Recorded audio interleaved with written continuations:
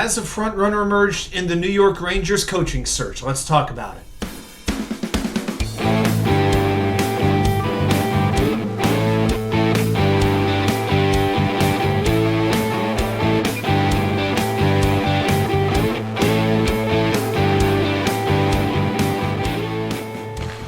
And well, welcome back to New York Sports WickerMedia. I'm Watt2K99. Thank you as always for taking the time to watch these videos. If you're brand new, welcome aboard. Please like and subscribe. If you're returning, welcome back. I appreciate your support. So, a report came out from Elliotte Friedman, a leading hockey writer up in Canada, that the New York Rangers have sought out Peter Laviolette. He is looking to be the front runner to get the new head coaching job for the Broadway Blue Shirts for the 23-24 NHL season. Now, the deal is not finalized yet. The Rangers have not made a hire as of this recording, but it's resulting in a bit of backlash, I would say, from this fan base. There's a lot of Rangers fans that I'm seeing who don't want anything to do with the retread. They basically want the opposite of gerardgallant. They want their own guy. They want to go after a Spencer Carberry or a Jay Leach or an Andrew Brunette, one of these top flight assistants.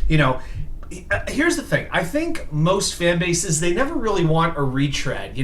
I think fan bases, whether it comes to a player, a coach, even to a certain extent a general manager, they want their guy, their own guy, developed, a guy that they could claim as their own and exclusively their own. They want John Cooper in Tampa Bay. They want Ron Brindamore, down in Carolina. But that isn't always what works out. If you look right now at the final four teams, really the final three teams remaining in the NHL, you've got Dallas. They're on their fourth coach in 5 seasons. You've got Vegas. They're on their third coach in 3 seasons. And then Florida. They're on their fourth coach in 4 years. Granted, one of them was enforced by the NHL.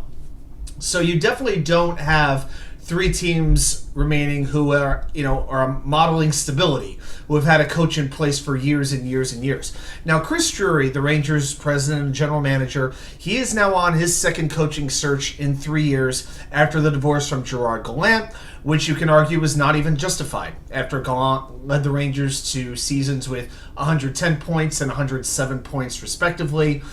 It is really not crazy to suggest that this coaching hire could be Chris Drury's last if it does not work out. So if you look at what kind of coach the Rangers need, where do they need to get better? Well, you need a coach this time who has some technical skills, some technical ability to help these veterans take the next step.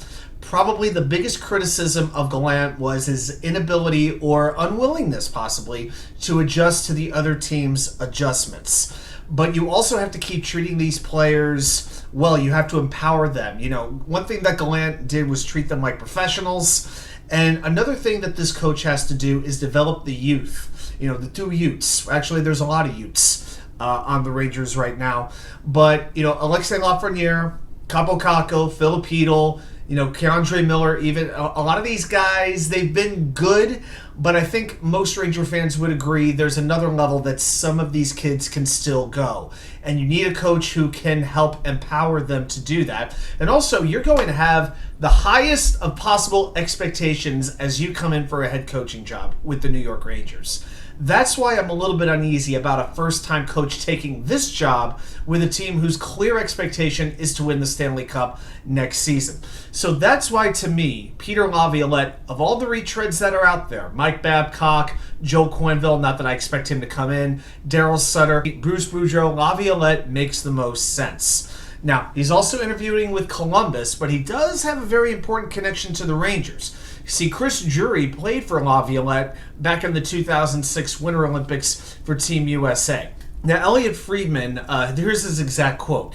"A lot of people are beginning to lean Laviolette. If it is Laviolette, we are going to find out next week. That's where I sit with the Rangers coaching job." Translation: very shortly after the Stanley Cup, while the Stanley Cup finals are actually in progress, this news could actually come down. Now, Laviolette, let's go a little bit more in depth on him, on his history, some pros, and some cons. And let's be as fair as we can be.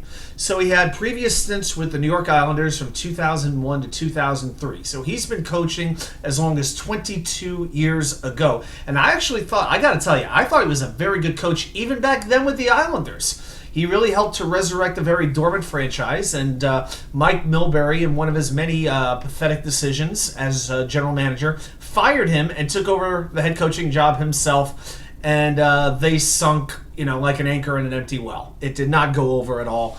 Then he goes to Carolina from 03 to 08. Then Philadelphia from 2009 to 2013, Nashville from 2014 to 2019, and Washington from 2020 to 2023 most recently. So Laviolette has been coaching continually in the NHL. His career record is 752 wins, 503 losses, 25 overtime, and then you get to all the complicated stuff. But if we focus on just wins and losses, it's 752 and 503. Okay, and then there's another 175 games that are overtime losses, shootout losses, things like that. Now, one of the best reasons to hire Laviolette is he has shown the ability to get a lot out of his team early when he comes on in. He makes a very good first impression, and his players respond to him. I'll give you examples. With the Islanders, he took them to the playoffs in his first season after the team had missed 7 straight years. Example number 2, Laviolette won a Stanley Cup with Carolina in his first full year with the Canes in 2005-2006. Number 3, he led Philadelphia to the Stanley Cup Finals against an excellent Chicago Blackhawks team, and that was after being hired 25 games into the 09-10 season.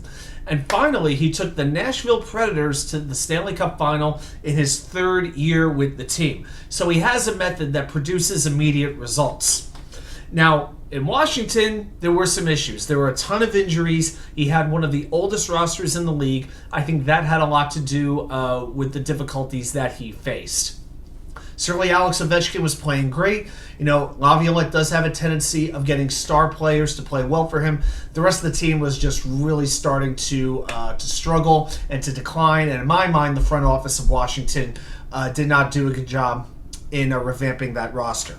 Now, another concern is that Laviolette has not had a lot of postseason success in a while. The last time he coached a team past the first round of the playoffs was Nashville in the 2018 postseason. And then, of course, with Washington, they did not win a series in his 3 years behind the Washington bench. But Laviolette clearly has a goal. He's clearly motivated, as example by this quote. "I do want to coach again if somebody will have me." And he said this after he was dismissed from the Capitals. "I go to my finals record and it's 1-2, and that bothers me. I would like to at least even that up." Laviolette knows he needs that second Stanley Cup. He hates that. Most coaches would be upset that they haven't won a Stanley Cup. Laviolette has won a Stanley Cup, but he's lost twice, and that eats at him. That he has lost more than he has won in the Stanley Cup Finals. I like that attitude, and I think that's a good reason. Laviolette knows what the goal is. He knows what the expectations would be. It seems like he's coached all around the Eastern Conference for the most part, and it just seems like it makes sense for the Rangers to bring him in as their head coach. So I do expect the hire to get done, and when it does, personally, if it does happen, I'll be happy. I know a lot of Rangers fans will not be, but I want to know what you have to say. Put it down there in the comments. Are you in favor of Peter Laviolette as Rangers head coach? And if not, who would you prefer? Well, I want to thank everybody for watching. I'll see you right back here with more content from you know where, the Wicker Chair.